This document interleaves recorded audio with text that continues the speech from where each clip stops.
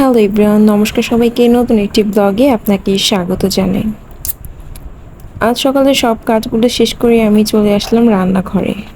রান্নাঘরে এখন চুলাটা ক্লিন করে নেব। সকালে স্নান করা হয়নি, জামা কাপড় ভিজিয়ে রেখেছি, তাই জামা কাপড় ধোয়ার পরে দেন স্নান করে নেব।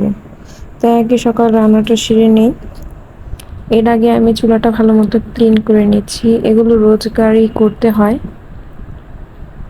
সব কিছু ক্লিন থাকলে কাজ করতেও ভালো লাগে, আর ক্লিন করা না থাকলে কাজ করতেই যেন আর ইচ্ছা করে না।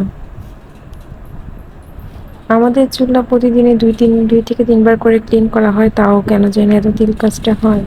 এদিকে আমি ভাত করে নিয়েছিলাম, ডিম ভাজি করে নিয়েছিলাম এবং ডাল করে নিয়েছিলাম। মামামের জন্য খাবারটাও রেডি করে নিয়েছি।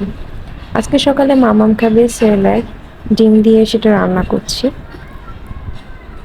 এই তো এখানে মামামের জন্য খাবার রেডি, আর এখানে মামাম এখনো ঘুমাচ্ছে। এই তো আমি এখন জামা কাপড়গুলো কেচে দেন স্নানটা করে নেব।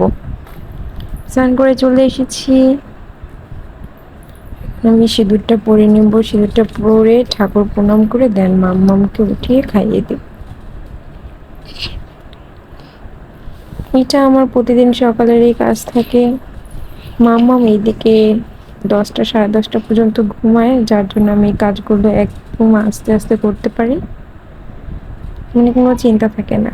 এই যে মামা উঠে গিয়েছে, এখন সে টিভি দেখে খাবে আর কি। রিমোটটা আমার কাছে এনে দিছিল, টিভি দেখে খাচ্ছে। টিভি যতক্ষণ চলবে ও মুখে খাবার নিয়ে বসে থাকবে, টিভি অফ করে দিলে ও খাবার গিলবে আর কি, না হলে গিলবে না, মুখে নিয়ে এরকমই বসে থাকে। তারপর মামাকে খাই আমি চলে আসলাম ঘরে। আজকে ফ্যানটা পরিষ্কার করব।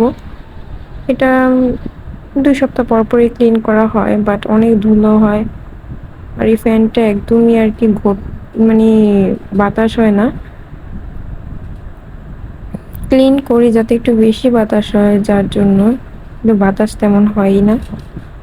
তারপরে আর কি ক্লিন করতে হয়। আমাদের ঘরে ফ্যানটা বেশিরভাগই চলে। মামাম সকালে অনেক বেলা পর্যন্ত ঘুমায়, তাছাড়া ও ঘরে থাকলে সবসময় ফ্যান ছেড়ে রাখতে হয়, যার জন্য ফ্যানের উপর অনেক প্রেশার পড়ে। এখানে আমার বিছানা গুছানো শেষ, ফ্যানও ক্লিন করা শেষ। আজকের ভিডিওটা এই পর্যন্ত। Thanks for watching, bye bye.